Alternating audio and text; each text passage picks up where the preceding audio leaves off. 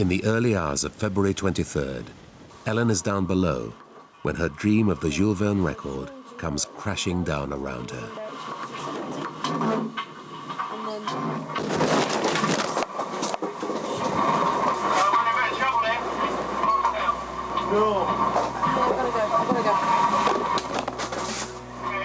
The 40-meter mast has snapped.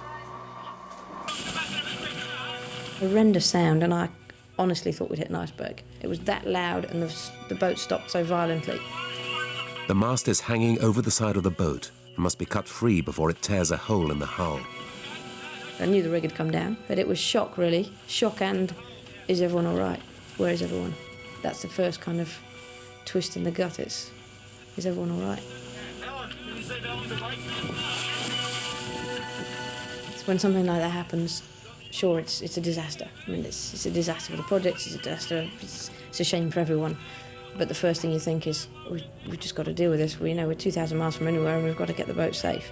And so everyone went into automatic pilot. Get rid of the rig, get rid of everything that we have to get rid of, save what we can save, and then we'll reassess everything after that.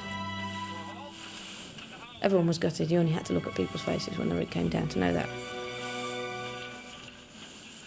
That one thing that everyone was working towards, not just for the few weeks we've been at sea, but for months and months and months. This focus, everyone is just making sure everything's right for that one goal, and all of a sudden, in 1 second, it's all over.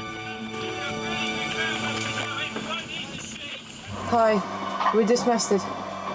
So we have to decide if we're going to try and go into Kerguelen Islands. We have some hull damage from the rig. It's not serious, nothing we can't fix. We are pretty close to Kerguelen Islands. Although it's upwind, I don't think it's infeasible to get there. Obviously we've got to decide where we're going to go. We've got the Kerguelen Islands, which are now 100 miles to our northwest.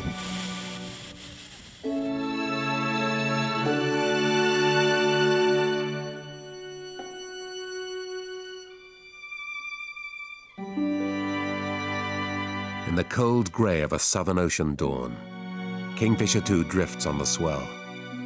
Her engines have been removed, so she's without power. The tiny Kerguelen Islands lie 100 miles to the west, Australia 2,000 miles to the east.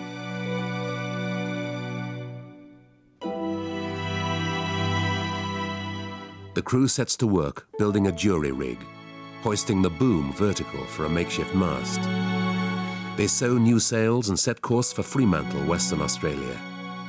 It'll take 2 long weeks to get there. For the first time in 25 days, there's no purpose to life on board. The crew sleeps.